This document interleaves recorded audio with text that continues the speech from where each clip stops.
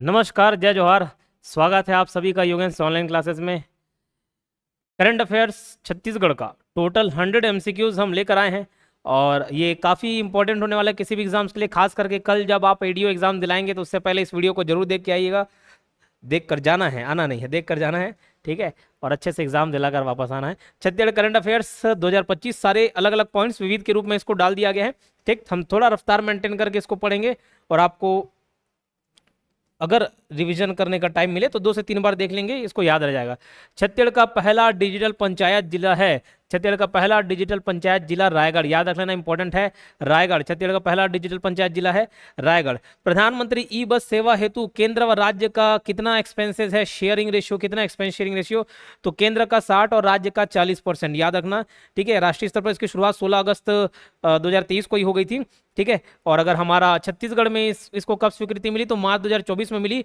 और ध्यान रखना, 4 जगह ये बस सेवा शुरू हुई। कहाँ कहाँ पे?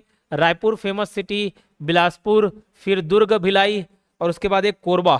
ठीक, टोटल कितने बसें चालू हुई? रायपुर के लिए 100, फिर ये बिलासपुर 50, इधर दुर्ग भिलाई 50, कोरबा के लिए 40। तो ओवरऑल टोटल 240 बसें इधर चली है ना। तो कुल कितनी इलेक्ट्रॉनिक बसें छत्तीसगढ़ के लिए प्रस्तावित है?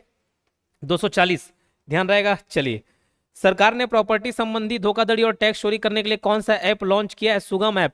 ठीक, याद रखना, सुगम ऐप। बहुत सारे ऐप हाल फिलहाल में लॉन्च हुए हैं, उस सबको आपको ध्यान रखना है। दामिनी ऐप, मेघदूत ऐप, मेरी पंचायत ऐप, ठीक है। बस संगवारी, मोर संगवारी, अलग अलग है तो सबको डिफ्रेंशिएट करके याद रख लेना है ना। चलो, सुगम ऐप याद रखना। सरकार ने प्रॉपर्टी संबंधी धोखाधड़ी और टैक्स चोरी करने के लिए कौन सा ऐप लॉन्च किया है? ठीक है, टॉक्स। देखो, धोखाधड़ी और टैक्स चोरी से बचने के लिए होगा, है ना, करने के लिए नहीं है।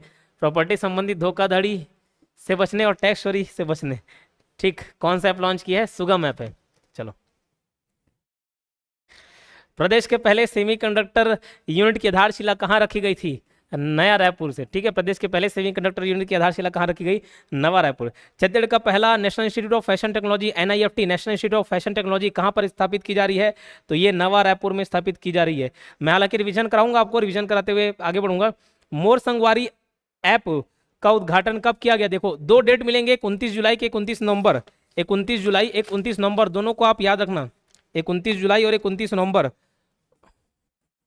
29 जुलाई 2024 और 29 नवंबर 2024।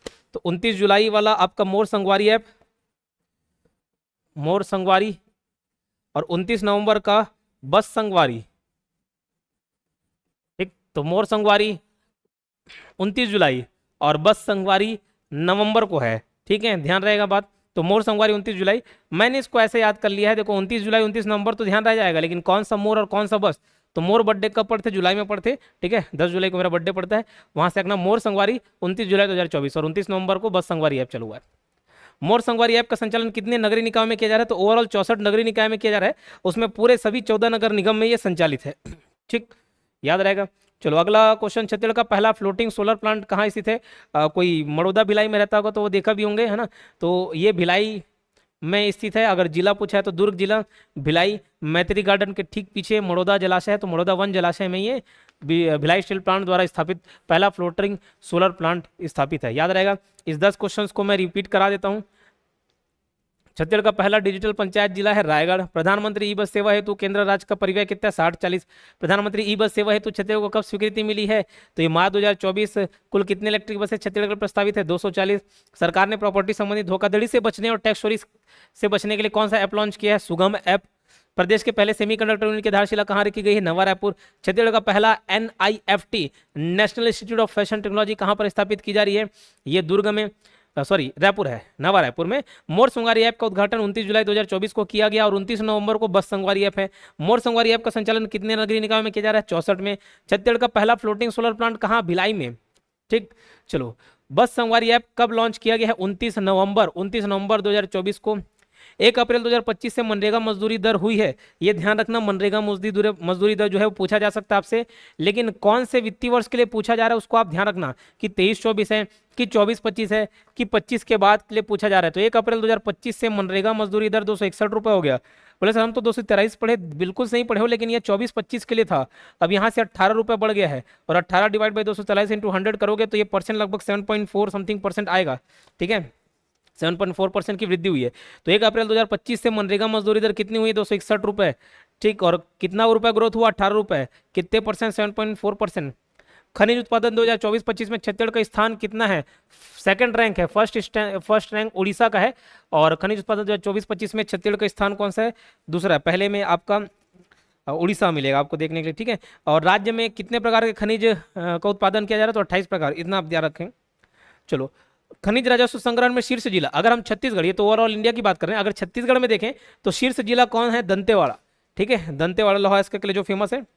ठीक, इसका आप अमाउंट भी याद रखना। दंतेवाड़ा दंतेवाड़ा फर्स्ट रैंक के साथ 6580 CR का रिवेन्यू। उसके बाद कोरबा सेकंड रैंक के साथ 2148 CR का रिवेन्यू। रायगढ़ 2027 CR करोड़ का रिवेन्यू। तो पहले वाले को आप याद रखना, 6580 दंतेवाड़ा। राष्ट्रीय खनिज उत्पादन मूल्य में छत्तीसगढ़ का योगदान लगभग 16% से ज्यादा है। पूरा इंडिया के लेवल पर अगर देखें खनिज उत्पादन मूल्य अमाउंट में, तो 16% से ज्यादा योगदान है। और अगर खनिज राजस्व प्रदेश की कुल आय का कितना है? प्रदेश की कुल आय का 23% है। प्रदेश की कुल आय का 23%। और जीडीपी जीएसडीपी के परसेंट में अगर देखा जाए तो 11% लगभग है ना। तो खनिज राजस्व प्रदेश की कुल आय का कितना परसेंट है? तो खनिज राजस्व 23% है प्रदेश की कुल आय का। तातापानी महोत्सव कहाँ मनाया जाता है? बलरामपुर जिले में। तातापानी महोत्सव बलरामपुर में गर्म पानी का स्रोत है। ठीक है, गर्म पानी का स्रोत है, इसको भी आप याद रखेंगे। यहाँ से थोड़ा सा हमारा क्वेश्चन चेंज हो जा रहा है, तो हम एक बार फिर से रिविजन कर लेते हैं 11वें नंबर के क्वेश्चन से। बस संगवारी ऐप कब लॉन्च किया गया? 29 नवंबर 2024। 1 अप्रैल 2025 से मनरेगा मजदूरी दर क्या हो गई? 261 रुपए। खनिज उत्पादन में छत्तीसगढ़ का कौन सा रैंक है? सेकंड रैंक है। खनिज राजस्व संग्रहण में शीर्ष जिला कौन सा है? दंतेवाड़ा। राष्ट्रीय खनिज उत्पादन मूल्य में छत्तीसगढ़ का योगदान कितना है? 16% से अधिक। खनिज राजस्व प्रदेश की कुल आय का कितना परसेंट? 23%। और जीएसडीपी में भागीदारी लगभग 11%। तातापानी महोत्सव कहाँ मनाया जाता है? तो तातापानी महोत्सव मनाया जाता है बलरामपुर जिले में। ठीक है, कौन से जिले में? बलरामपुर जिले में। चित्रकोट महोत्सव कब से कब तक मनाया जाता है? 24 और 25 फरवरी 2025। 24 और कब मनाया गया है? तो 24 और 25 फरवरी। देखो, डेट वाले बहुत सारे क्वेश्चन हैं, मैं आपसे रिक्वेस्ट करूंगा। खैर अभी इस एग्जाम वीडियो एग्जाम के लिए तो अब बहुत समय नहीं बचा कि आप अलग से बनाएं, लेकिन मैं इसको पहले से बोलते आ रहा हूँ। डेट वाले सारे क्वेश्चंस को लाइन से एक जगह लिख लेना और थोड़ा बहुत रिलेट करके याद करने की कोशिश करना। कई सारे क्वेश्चंस का मैं ट्रिक बताता हूँ, बट फिलहाल चित्र वाले से याद रखना। देखना, कई जो पेंटर रहते हैं पूरे 24 घंटे चित्र बनाते रहते हैं, कई पेंटिंग बहुत लंबा समय खींचता है, तो 24 घंटे बना। तो वैसे 24 से 25 फरवरी 2025 याद रखना। 24 और 25 फरवरी 2025 को चित्रकोट महोत्सव का आयोजन हुआ। 32वां अंतर्राष्ट्रीय बौद्ध सम्मेलन कहाँ आयोजित हुआ? देखो, ये भोंगापाल मत मार देना। ठीक है, डोंगरगढ़ राजनांदगांव। ये जो 32वां अंतर्राष्ट्रीय बौद्ध सम्मेलन हुआ इंटरनेशनल लेवल का जो बौद्ध सम्मेलन है, डोंगरगढ़ राजनांदगांव प्रज्ञागिरी पहाड़ी वाला। कुदरगढ़ महोत्सव कहाँ? ये सूरजपुर में होता है। कुदरगढ़ महोत्सव सूरजपुर जिला। ठीक, अगले सवाल की ओर बढ़ते हैं। खजूर भांगा महोत्सव किस माह में मनाया जाता है? एक और क्वेश्चन में ये बताया था कि कौन से जिले में, तो ये कोंडागांव। अंडा खाने से खुजली होता है, खुजलाता है, सर रिलेट कर लेना, बताया हुआ था। ये चैत्र महीने में मनाया जाता है। कौन से जिले में? कोंडागांव में। उसके बाद देखते हैं सकल नारायण गुफा मेला, ये कहाँ लगता है? सकल नारायण गुफा मेला भोपालपट्टनम बीजापुर में। करिया ध्रुवा मेला महोत्सव पिथौरा महासमुंद। मकर भंजा, माँ से मकर और माँ से महनई जशपुर। और करमंदा गुफा माघी पुन्नी मेला ये कबीरधाम में लगता है। ठीक है, चलो रिपीट करते हैं, यहाँ तक रिपीट करते हुए आगे बढ़ेंगे ताकि आपको इजीली याद रहे। तातापानी महोत्सव बलरामपुर जिला। चित्रकूट महोत्सव 24 और 25 फरवरी को। 32वां अंतर्राष्ट्रीय बौद्ध सम्मेलन डोंगरगढ़ राजनांदगांव में हुआ। कुदरगढ़ महोत्सव सूरजपुर जिले में। खजूर भांगा चैत्र महीने में मनाया जाता है, कोंडागांव जिले में। सकल नारायण गुफा भोपालपट्टनम बीजापुर। करिया ध्रुव मेला पिथौरा महासमुंद। मकर भंजा मेला महनई जशपुर। और करमंदा गुफा कबीरधाम। सोनादाई माता मंदिर मड़ई का आयोजन, देखो सोनादाई वाला कहाँ? बारसूर दंतेवाड़ा में। बारसूर दंतेवाड़ा में सोनादाई माता मंदिर मंडई कहाँ आयोजन होता है? बारसूर दंतेवाड़ा में। फिर माँ अंगार मोती मेला किस जिले में है? तो माँ अंगार मोती फेमस मंदिर है, याद रखना, धमतरी जिले में। ठीक है, धमतरी जिले में, गंगरेल डैम के पास। ठीक, अगला सवाल। मतकू द्वीप, म से मतकू द्वीप, म से मुंगेली। मतकू द्वीप जो कि ईसाइयों का प्रसिद्ध तीर्थ स्थल है ना, इसका मेला का आयोजन कौन से जिले में होता है? मुंगेली में होता है। ये 116वें संस्करण का हुआ, 116 नंबर का। 13वीं शताब्दी कलचुरी कालीन शिव मंदिर स्थित है भिलाई चरोदा, ये हमारे घर के पास ही है। देव बलोदा नामक जगह, स्पेसिफिक लोकेशन पूछा है तो देव बलोदा। ठीक है, ये दुर्ग जिले में है देव बलोदा। बलोदा बाजार की बात नहीं कर रहे, देव बलोदा महोत्सव लगता है यहाँ। ठीक, माँ दंतेश्वरी के सम्मान में फागुन मड़ई का आयोजन कब से कब तक हुआ? तो 5 से 15 मार्च 2025 माँ दंतेश्वरी के सम्मान में फागुन मड़ई का आयोजन कब से कब तक हुआ? तो 5 से 15 मार्च 2025। उसके बाद देखते हैं मेला और आयोजन स्थल, थोड़ा सा जमाएंगे। तो परलकोट मेला कांकेर पखांजूर कांकेर में, जूनी सरोवर मेला बेमेतरा में, बेंदा मेला कवर्धा में, और रक्सगंडा जलप्रपात मेला ये सूरजपुर जिले में। ठीक, याद रहेगा। चलिए अगले सवाल की ओर बढ़ते हैं। फागुन पंचमी से फागुन सप्तमी तक चलने वाला मेला है तो ये गिरौदपुरी मेला है। ठीक, याद रहेगा। गिरौदपुरी मेला जो कि 4 से 6 मार्च 2025 तक चला हुआ है। कब से कब तक? तो 4 से 6 मार्च 2025। राजिम कुंभ कल्प का आयोजन कब से कब तक हुआ? राजिम कुंभ कल्प, ये डेट याद रखना, 12 फरवरी से 26 फरवरी 2025। 12 फरवरी से 26 फरवरी 2025। और वो 24-25 फरवरी क्या था? चित्रकूट महोत्सव था ना। राजिम कुंभ कल्प 2025 का उद्घाटन किनके द्वारा किया गया? तो ये रमेन डेक्का जी के द्वारा, है ना, जो अभी राज्यपाल हैं 12वें 10वें क्रम। ठीक, कब किया गया? तो 12 फरवरी, अभी जो ऊपर क्वेश्चन देखे। फिर भोरम देव महोत्सव 2025 का आयोजन कब से कब तक हुआ? तो ये 26 और 27 मार्च 26 और 27 मार्च 2025, याद रहेगा। चलो, और भोरम देव महोत्सव का उद्घाटन श्री विष्णुदेव साई जी द्वारा किया गया। भोरम देव जो महोत्सव है वो याद रखना 29वां संस्करण, भोरम देव 29 नंबर का। कुछ फेमस महोत्सव हैं, गणेश महोत्सव, रायगढ़ वाले जो राउत नाचा महोत्सव है उसको याद रखना, उसके क्रम को। भोरम देव को याद रखेंगे। भोरम देव महोत्सव विष्णुदेव साय उद्घाटन किए। अगला सवाल देखते हैं। चिकट राज मंडई मेला का आयोजन किस जिले में होता है? तो ये बीजापुर में। चिकट राज मंडई मेला बीजापुर जिले में। अगला सवाल, झुमका जल महोत्सव, झुमका जल महोत्सव, जैसे झुमका गिरा रे बरेली के बाजार में गाना था ना, तो झुमका कैसा वाला? काला वाला। ठीक है, तो ये कोरिया में होता है, कोरिया जिला में। झुमका जलाशय बैकुंठपुर कोरिया। अरपा महोत्सव जीपीएम गोरिल्ला पेंड्रा मरवाई। ताला महोत्सव आपका मनियारी नदी ताला गांव बिलासपुर में होता है। और गौरेल चौरेल करके याद किए थे, गौरैया धाम महोत्सव ग्राम चौरेल में, जिला बालोद, याद रहेगा। चलो, मंदराजी महोत्सव कौन से जिले में आयोजित होता है? तो मंदराजी याद रखना राजनांदगांव में, रवेली ग्राम में। ठीक, रवेली ग्राम राजनांदगांव। राउत नाचा महोत्सव याद रखना कौन से क्रम का हुआ? देखो 1978 में इसकी शुरुआत हुई है, 1978 में इसकी शुरुआत हुई है, और इस बार का क्रम है 47वां।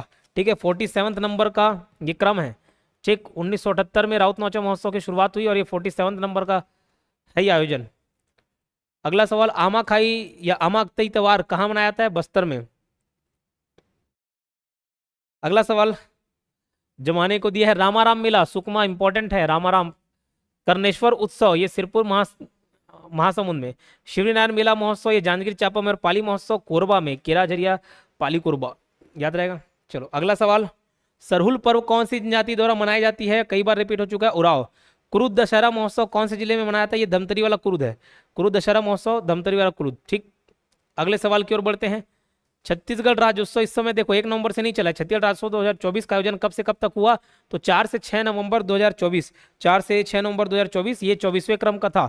ठीक है, 24वें क्रम का था, 24वें संस्करण का। छत्तीसगढ़ राज्योत्सव 2024 के अध्यक्ष कौन है? तो विष्णुदेव साय।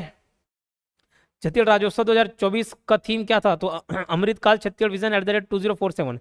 चक्रधर समारोह पूछा था, ये 39 नंबर का है। जो बिलासपुर में राउत महोत्सव होता है, राउत नाचा महोत्सव, वो 47 नंबर का है, ये 39 नंबर का। चक्रधर समारोह का कौन सा संस्करण आयोजित हुआ? 39 नंबर का, याद रहेगा। चलो, इसकी शुरुआत 1995 में हुई थी, रामलीला मैदान रायपुर में, रायगढ़ में, रामलीला मैदान रायगढ़ में। राउत नाचा महोत्सव 2024 के प्रथम विजेता दल है बसिया दल। ठीक है, बसिया दल। राउत नाचा महोत्सव का आयोजन कहाँ होता है? राउत नाचा महोत्सव का आयोजन बिलासपुर में होता है। चक्रधर समारोह 2024 में कितने पद्मश्री पुरस्कृत कलाकारों ने प्रस्तुति दी? तो 7 कलाकार आए थे जो पद्मश्री से नवाजे गए थे, उन लोगों ने परफॉर्मेंस दिया। ठीक, फिर अगला सवाल, 8वां छत्तीसगढ़ राजभाषा आयोग प्रांतीय सम्मेलन का शुभारंभ किनके द्वारा किया गया? तो शुभारंभ इतना इंपॉर्टेंट नहीं है, लेकिन इनके सम्मेलन के अध्यक्ष कौन थे? ये इसका आंसर तो विष्णुदेव साय हैं। सम्मेलन के अध्यक्ष रामेश्वर वैष्णव। रामेश्वर वैष्णव सम्मेलन की अध्यक्षता किसने की? रामेश्वर वैष्णव ने, उसको आप याद रखेंगे। छत्तीसगढ़ राजभाषा का आयोजन कब हुआ? ये राजभाषा जो महोत्सव भी मनाए है ना, प्रांतीय सम्मेलन जो हुआ 1 से 2 मार्च 2025। ठीक है, 1 से 2 मार्च 2025, होटल वुड कैसल रायपुर में। मैनपाट महोत्सव कौन से जलाशय पर मनाया जाता है? तो रोपाखार जलाशय। ठीक है, रूपाखार जलाशय सरगुजा जिले, रूपाखार जलाशय सरगुजा जिले, ठीक, याद रहेगा। चलिए 50 क्वेश्चन हम बढ़ लिए, क्योंकि समय का अभाव है इसलिए मैं थोड़ा रिवाइज नहीं करा रहा हूँ, आपको आगे बढ़ते चलना है।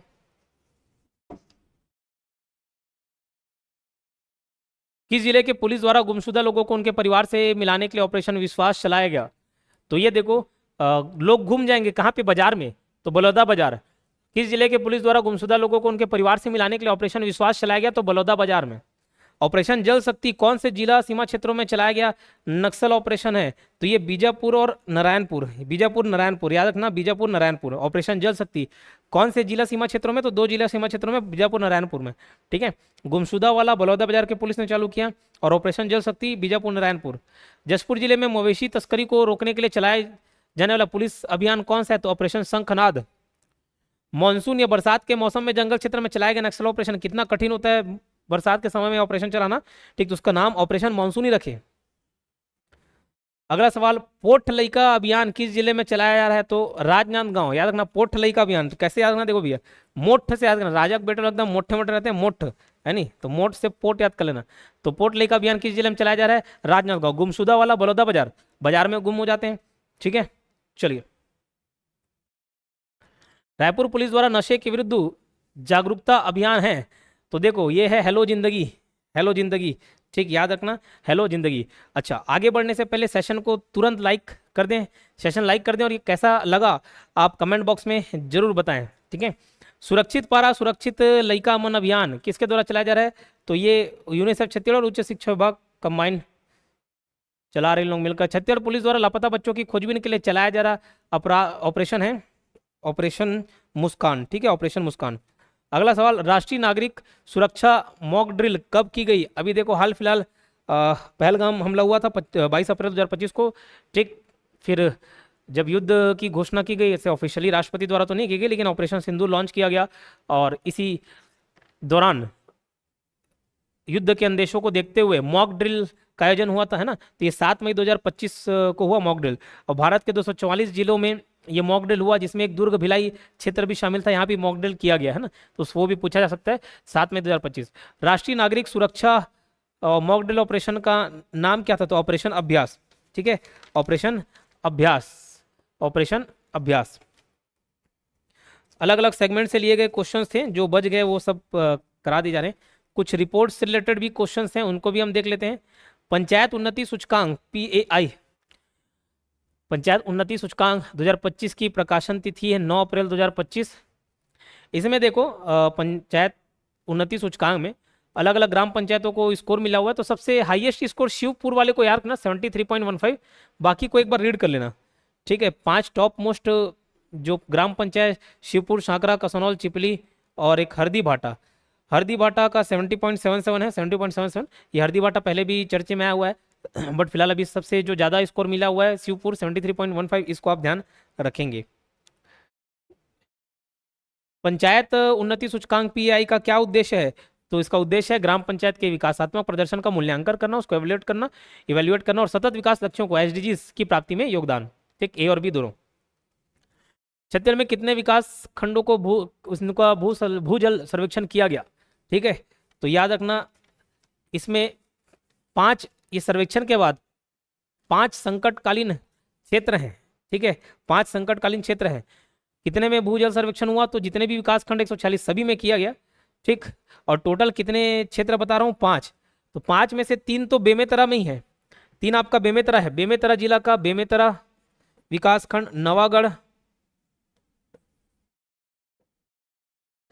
नवागढ़, ठीक, और बिरला, ये तीनों बेमेतरा वाले ही हैं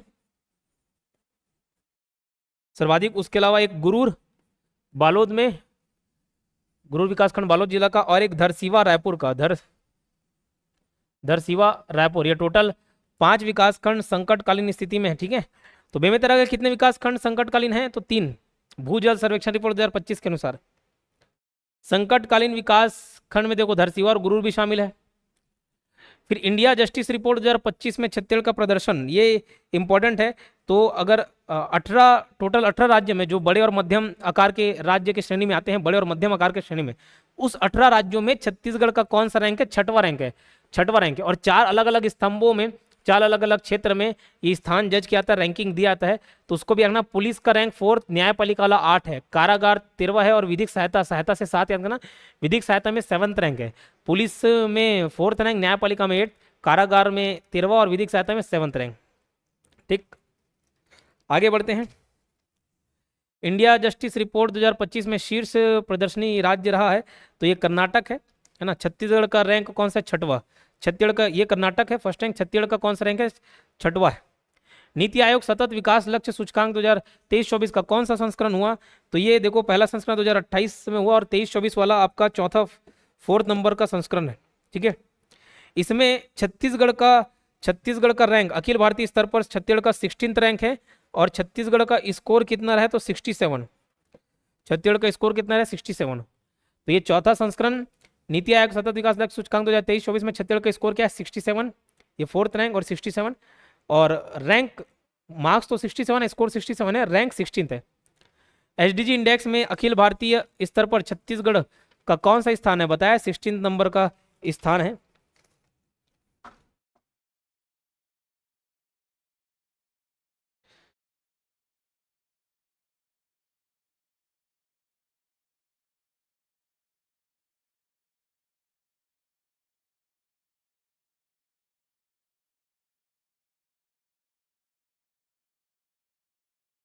चलिए आगे बढ़ते हैं। कौन से राष्ट्रीय उद्यान में एक नए प्रजाति की मेंढक खोजी गई? वो नए प्रजाति का मेंढक का नाम चिरिक्स लस सिमस। ठीक है, लक्स से याद कर लेना, हालांकि लस है, चिरिक्स लस सिमस। यह असम तरफ पाए जाने वाला मेंढक है, चिरिक्स लक्स सिमस। ये नई प्रजाति का मेंढक खोजा गया कहाँ? कांगेर घाटी राष्ट्रीय उद्यान में। ठीक है, तो जितने भी पूर्वोत्तर राज्य हैं उधर ये प्रजाति मिलती है। भूरनदेव अभ्यारण्य में कौन सी राष्ट्रीय तितली का प्राकृतिक, ये थोड़ा क्वेश्चन में सुधार है।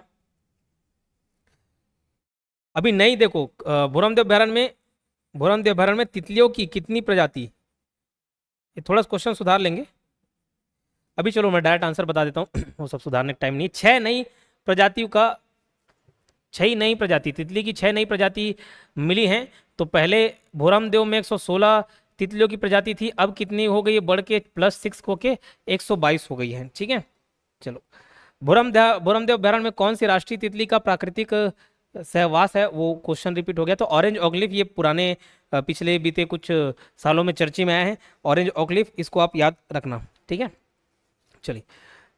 छत्तीसगढ़ के कौन से टाइगर रिजर्व में भौंकने वाला हिरन मिला है? बार्किंग डियर बोलते हैं। तो उदंती, देखो जब उदंती सीता नदी अभ्यारण्य, नॉर्मल जीके के पार्ट में भी मैं पढ़ाया हूँ, तो उड़ने वाले बहुत से याद किए, जैसे कौवा उड़, घोड़ा उड़, ये सब हम लोग गेम खेलते थे, उसमें क्या क्या उड़ाए थे? देखो, काला काला तेंदुआ उड़ने वाला उड़ाए थे, उदंती में मिलता है काला तेंदुआ।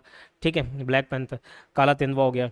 उसके अलावा वन भैंसा उदंती, उदंती में वन भैंसा भी पाए जाते हैं। ठीक, मूसक हिरन, ये कुछ कुछ प्रजाति बहुत फेमस है। तो कौन से टाइगर रिजर्व में भौंकने वाला हिरन मिला है? तो उदंती सीता नदी टाइगर रिजर्व में। ठीक है, बार्किंग डियर का स्थानीय नाम, बार्किंग डियर का स्थानीय नाम है कोटरी। ठीक है, कोटरी। इसका वैज्ञानिक नाम है मंटियाकस मंडजैक, मंटियाकस मंटजैक, मंडजैक। तो मटिया याद कर लेना, छोटा मटिया टाइप कैसे हो रहा, हिरन कैसा दिखता है? मटिया टाइप का, मंटियाकस मंडजैक। अगला सवाल, छत्तीसगढ़ के दुर्लभ प्रजाति वन्यजीव उनको स्थान को सुमेलित कीजिए। तो ठीक है भैया, सुमेलित करते हैं। अब ये देखो, जो ब्लैक पैंथर है, ये अचानक मार टाइगर रिजर्व में भी मिला हुआ है, और उदंती में भी है। ठीक, उसके बाद ये तक्षक नाग बैलाडीला पहाड़ी दंतेवाड़ा में, उड़न गिलहरी ये आपका बारनापारा वन क्षेत्र में मिला है, और सफेद भालू ये डोमस हिल चिरमिरी कोरिया में है ना, कोरिया जिले में सफेद भालू। लेकिन वो सफेद पोलर बियर वाले सफेद बियर नहीं है, ये इनको बीमारी हो गई, इस वजह से सफेद हो गए। वन परिस्थिति को हरित सकल घरेलू उत्पाद से जोड़ने वाला पहला राज्य छत्तीसगढ़ बन जा रहा है। इंपॉर्टेंट है, ग्रीन जीडीपी में जम कर रहा है छत्तीसगढ़, ग्रीन जीडीपी छत्तीसगढ़, याद रखना। दुर्लभ प्रजाति की छिपकली पाई गई है। ठीक है, अब ये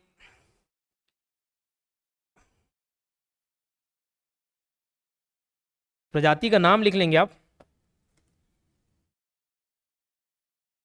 दुर्लभ प्रजाति की छिपकली, और ब्रैकेट में इसका नाम लिखना लेपर्ड हिल गीको, ठीक है, हिल गीको। ये मिला है चैतुरगढ़ कोरबा से, ठीक है, चैतुरगढ़ कोरबा, याद रहेगा। अगला सवाल, दूधराज पक्षी कबीरधाम जिला, दूधराज पक्षी कबीरधाम जिला, ये एमपी का राजकीय पक्षी है और कवर्धा एमपी से लगा हुआ है, तो स्वाभाविक सी बात है यहाँ पे देखने को मिल जाएगा दूधराज पक्षी। भृंगराज पक्षी अबूझमाड़ पहाड़ी नारायणपुर, ये इसको बोला जाता है कि ये इंसानों की आवाज निकाल सकता है, ठीक है। फिर दुर्लभ ब्लैक पैंथर, ये मिला है आपको अचानक मार बायोस्फीयर में। और महाशीर पाई मछली, ये सीकासर जलाशय गरियाबंद में, ठीक है। कांगेर घाटी राष्ट्रीय उद्यान में कौन सा दुर्लभ वन्य जीव है? तो कांगेर घाटी राष्ट्रीय उद्यान में आपको सभी के सभी देखने मिल जाएंगे, असम पिग्मी मेंढक, नारंगी चमगादड़, चौसिंगा, 4 सींगों वाला हिरन है ना, चौसिंगा, सभी देखने को मिल जाएंगे। उदंती अभ्यारण्य और कांगेर घाटी दोनों जगह कौन सा दुर्लभ जीव पाया जाता है? क्या बताया? ब्लैक पैंथर दोनों जगह मिलता है। भोरमदेव अभ्यारण्य में दूसरी सबसे बड़ी आकार की तितली है ब्लू मॉर्मन तितली। ऑरेंज ऑकलिफ मत मार देना, ब्लू मॉर्मन है, ठीक है, ब्लू मॉर्मन, ऑरेंज ऑकलिफ नहीं, ठीक, वो राष्ट्रीय तितली है। फिर गुरु घासीदास तमोर पिंगला टाइगर रिजर्व से संबंधित गलत कथन आपको चुनना है। तो ठीक है, ये इंपॉर्टेंट इसमें क्या है वो मैं बता देता हूँ। इसमें शामिल वनबल मनेन्द्रगढ़, कोरिया, सूरजपुर, बलरामपुर, ये भी सही है, ये भी सही है। चौथा राज्य का चौथा और राज्य का सबसे बड़ा टाइगर रिजर्व, ये भी सही है। देश का 56वां और देश का तीसरा सबसे छोटा टाइगर रिजर्व, नहीं सबसे छोटा नहीं, सबसे तीसरा सबसे बड़ा टाइगर रिजर्व है। छत्तीसगढ़ का तो छत्तीसगढ़ का सबसे बड़ा है, देश का तीसरा सबसे बड़ा। क्लियर। और हम अपने अंतिम टॉपिक पर चलते हैं। छत्तीसगढ़ नक्सलवाद आत्मसमर्पण या पीड़ित राहत एवं पुनर्वास नीति 2025 कब से लागू हुई? तो 28 मार्च 2025 से लागू हुई है। छत्तीसगढ़ को नक्सल मुक्त बनाने का लक्ष्य है, बार बार अमित शाह जी घोषणा कर रहे हैं। तो 31 मार्च 2026 तक नक्सलियों का सफाया पूरे छत्तीसगढ़ से नहीं पूरे देश से करने की बात कही जा रही है। फिर पुनर्वास नीति 2025 के तहत नक्सलियों को आत्मसमर्पण पर सहायता संबंधी असत्य कथन कौन कौन से हैं? तो देखो, पुनर्वास की प्रक्रिया 120 दिनों के भीतर पूरी होगी जी, बिल्कुल। विवाह अनुदान अविवाहित नक्सलियों को 2 लाख नहीं, ये 1 लाख है, तो दूसरा पॉइंट गलत हो जाता है। नक्सलियों को उनकी रुचि के हिसाब से हुनर सिखाया जाएगा और 5 लाख से ज्यादा या 5 लाख या 5 लाख से ज्यादा इनामी नक्सली को 10 लाख या सरकारी नौकरी दी जाएगी, अगर वो 3 साल तक अच्छे चरण बनाए रहते हैं। नहीं फिर ज्वाइन कर लिए, पैसा लेके फिर अंदर भग गए, ऐसा नहीं चलेगा, ठीक है। छत्तीसगढ़ का पहला नक्सल मुक्त ग्राम पंचायत है बड़े सेट्टी सुकमा जिले में पड़ता है ना। और एलवित पंचायत योजना के लिए देखना 1 करोड़ रुपए मिलता है, उसको भी याद रखेंगे। अति नक्सल प्रभावित जिले में छत्तीसगढ़ के कितने जिले हैं? तो अति नक्सल प्रभावित जिले में केंद्र सरकार द्वारा घोषित 6 हैं, जिसमें छत्तीसगढ़ में ही 4 जिले हैं। तो ये सुकमा, बीजापुर, नारायणपुर और कांकेर, ये चारों जिले अति प्रभावित नक्सल जिले में है। एमएमए जो पड़ता है उसको LWE की श्रेणी में रखा गया है। और 2 जो जिले और बच रहे ना, 4 तो छत्तीसगढ़ में मिल गए, 2 एक झारखंड का मिल जाएगा आपको पश्चिमी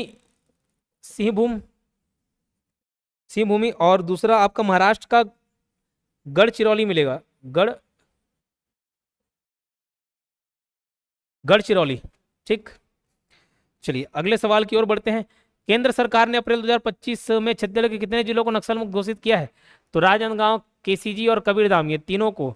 हाल ही में छत्तीसगढ़ में नक्सलवाद के विरुद्ध सबसे बड़ा सैन्य अभियान चलाया गया दंडकारण्य क्षेत्र में। इस तरफ आपको ऑपरेशन कगार, ऑपरेशन संकल्प दोनों देखने को मिल जाएंगे। चलिए आगे बढ़ते हैं। एलवित पंचायत योजना द्वारा नक्सल मुक्त ग्राम पंचायतों को कितने रुपए की स्वीकृति प्रदान की गई है? 1 करोड़ रुपए का, ताकि वहां विकास कार्य हो सके। कौन से जिले को उच्च नक्सल की सूची से हटाकर LWE श्रेणी में परिवर्तित किया गया? तो मोहला, मानपुर, अंबागढ़, चौकी। फिर ये थोड़ा सा देख जमाएंगे मनपसंद ऐप। देखिए ये आबकारी विभाग है, ताकि आप मनपसंद अपना ब्रांड, दारू वाला ब्रांड मंगा सकें। और उसके बाद दामिनी ऐप, ये बिजली से रिलेटेड है। मेरी पंचायत विभाग, दामिनी ऐप बिजली से संबंधित आपको तुरंत अपडेट दे देंगी। राजस्व एवं आपदा प्रबंधन और चक्षु एवं संचार साथी, आपके साथ कोई धोखाधड़ी ना हो, इस वजह से ये ऐप लॉन्च किया गया है, एक साइबर फ्रॉड से बचने के लिए। अगला सवाल हम देखते हैं। महिला कल्याण हेतु नवीन वेब पोर्टल है, महिला कल्याण हेतु।